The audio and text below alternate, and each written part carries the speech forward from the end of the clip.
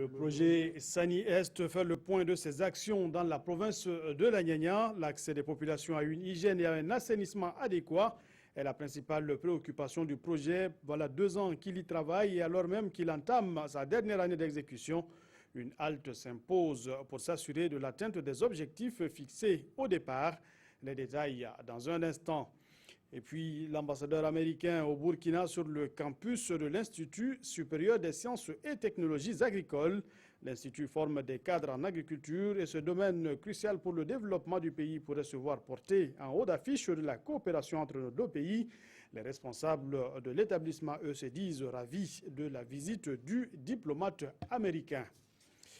Mesdames et messieurs, bonsoir, bienvenue et merci de suivre le 19h de la télévision du Burkina.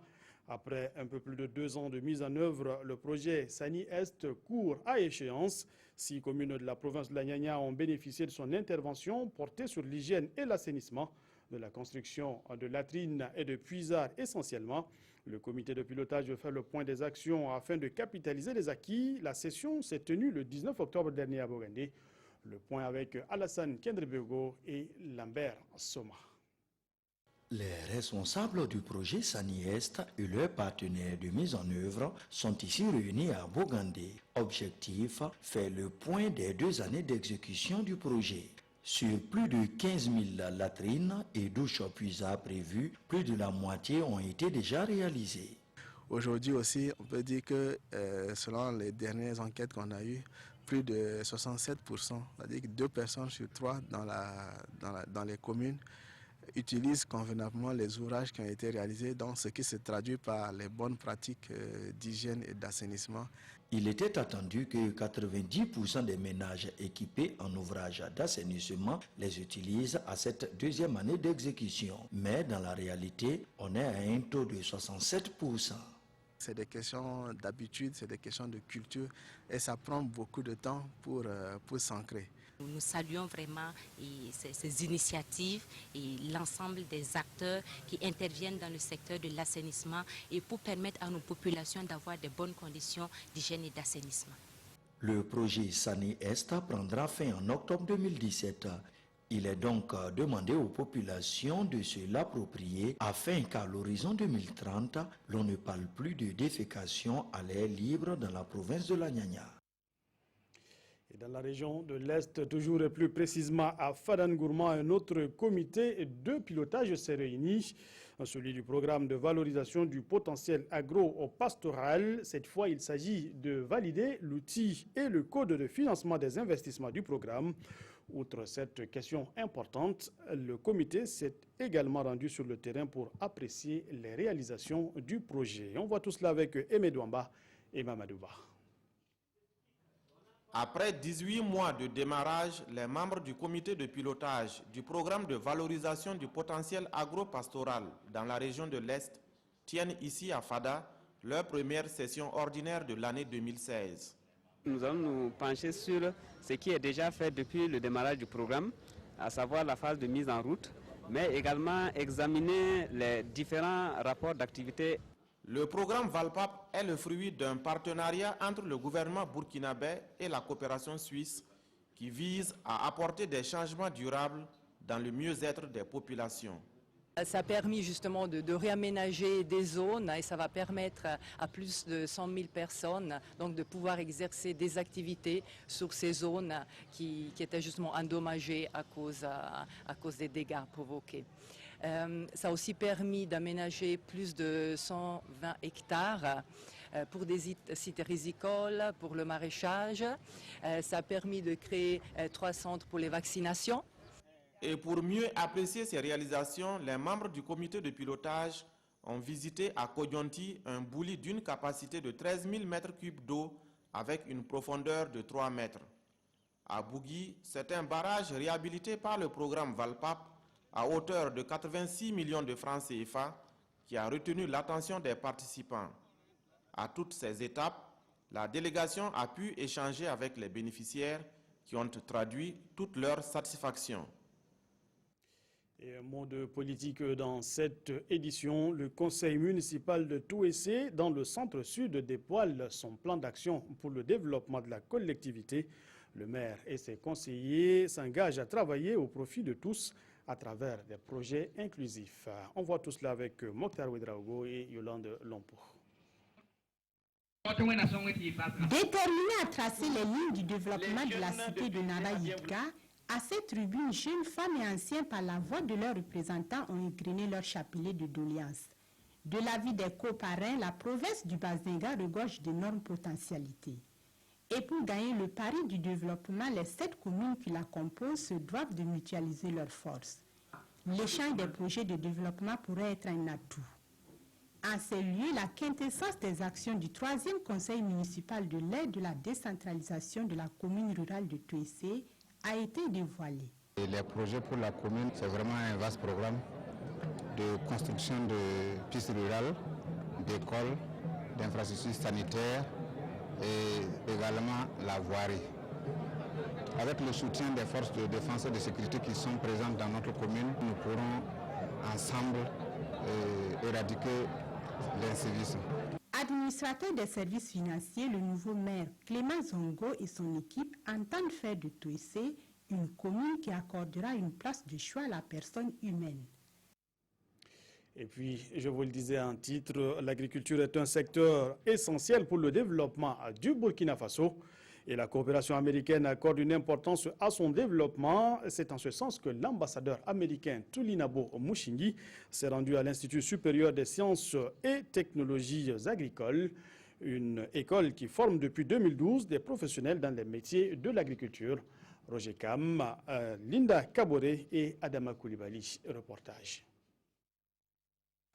L'ambassadeur des États-Unis à l'Institut supérieur des sciences et technologies agricoles, ISTA, Tulinabo Mushingi, est allé découvrir cette école qui forme des techniciens en agriculture. Je suis vraiment impressionné de ce que je veux et de voir que ça entre dans le cadre de ce que vous voulez, ce que le pays veut faire. Et vraiment, ça m'a beaucoup impressionné. Parce que c'est exactement ce dont nous parlons, que chaque citoyen essaye de voir comment il peut jouer sa partition pour le développement du pays. Une visite pour encourager cette école engagée dans la formation des cadres et des techniciens dans le domaine agricole. L'agriculture est un secteur qui occupe l'essentiel de la population active burkinabé. Pourquoi nous avons créé cet institut? Parce que nous savons que le Burkina Faso est un pays essentiellement agricole et que c'est un pays qui brille également par l'absence de formation agricole, surtout au niveau supérieur. ISTA est un institut qui propose des formations initiales et de courte durée dans les filières agricoles. Santé à présent, et c'est connu, donner son sang sauve des vies, c'est la conviction qui guide les actions de l'association Teda Manegere. Voilà, j'y arrive. Elle a organisé samedi dernier une séance de collecte de sang au profit du Centre national de transfusion sanguine. On le sait, la demande en produits sanguins est très élevée une bonne partie de l'année. Nongba Kouda, Alice Tchombiano et Ismaël Diloma Sirima.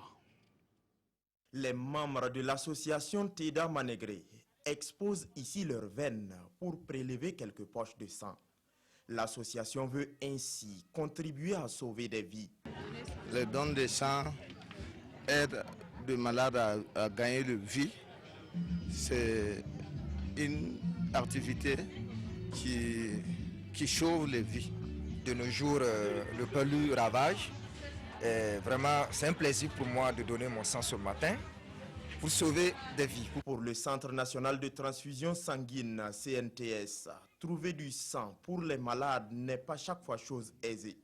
Ces journées de don de sang sont une occasion pour le CNTS de collecter le maximum de sang pour couvrir les besoins. Nous vivons la période dangereuse, la période difficile, et cette période difficile, elle est caractérisée par le fait que c'est la période du paludisme. Il y a beaucoup de gens qui sont malades, qui sont couchés à l'hôpital, et de ce fait, la demande de sang est très élevée. Donc des initiatives pareilles sont à saluer parce que ça nous permet d'avoir des poches de sang que nous allons qualifier pour des malades. À l'heure où nous quittions les lieux, c'est une dizaine de poches qui a été collectée. Et d'ici la fin de l'opération, 50 poches sont attendues. L'association Teda Manegre invite les autres associations à leur emboîter le pas afin de redonner l'espoir à ceux qui sont dans le besoin. Et puis, la pharmacopée contribue aussi pour beaucoup à la santé des Burkinabés. Et une journée est même consacrée au plan mondial aux praticiens de ces savoirs locaux. Pour la 14e journée de la médecine traditionnelle, c'est Waïgouya qui a accueilli la commémoration. Une journée qui consacre la réflexion sur le besoin de la réglementation des produits de la médecine traditionnelle dans la région africaine. Des précisions avec Irénée Kaboré, Chantal Sawadogo et Moussaki. Le Burkina Faso commémore la 14e journée africaine de la médecine traditionnelle au moment où plus de 70% de sa population fait recours aux soins des tradipraticiens. Une donnée très importante qui a fait du rendez-vous de Waïgouya une tribune pour insister sur la qualité et la réglementation des produits de ce secteur sanitaire. Nous comptons sur vous et tous les partenaires. Monsieur le ministre de la Santé, nous savons que vous n'avez pas oublié notre vieille doléance. Nous voulons parler du fonds d'appui à la médecine traditionnelle. De l'avis du ministre de la Santé, la mise en œuvre de ces propositions nécessite une synergie d'action. Il a aussi porté à la connaissance du public les actions entreprises par le gouvernement burkinabé pour accompagner les tradipraticiens. Le gouvernement du Burkina Faso a prévu dans le budget du ministère de la Santé 1,2 milliard de francs CFA pour terminer le centre de soins intégrés médecine traditionnelle, médecine conventionnelle. Le gouvernement a également prévu dans son budget un montant de 500 millions pour l'équipement de ce centre. Le volet relève a aussi été abordé à la cérémonie et Jean-Marie Compaoré de rassurer que des actions sont entreprises dans ce sens, comme l'initiation des enfants, le recrutement et la formation du personnel. Et parlons culture pour terminer. 7 ans après sa disparition, la mémoire de l'artiste musicien reggae-maker Lucky Dubé reste vive auprès de ses mélomanes. Un festival lui rend hommage.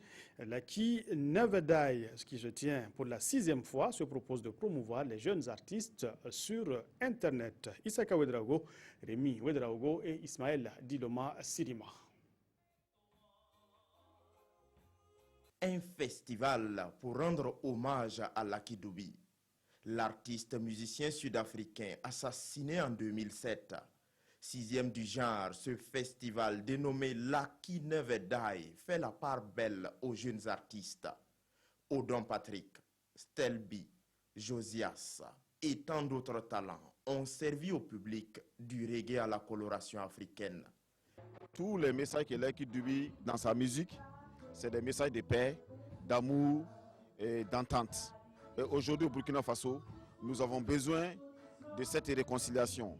Nous avons besoin de cette paix, surtout au niveau de la jeunesse, pour qu'on puisse se donner la main pour construire notre nation. Et tout ce qui est artistique, pour moi, c'est de la richesse. Au-delà du concert, les organisateurs veulent soutenir davantage les jeunes artistes.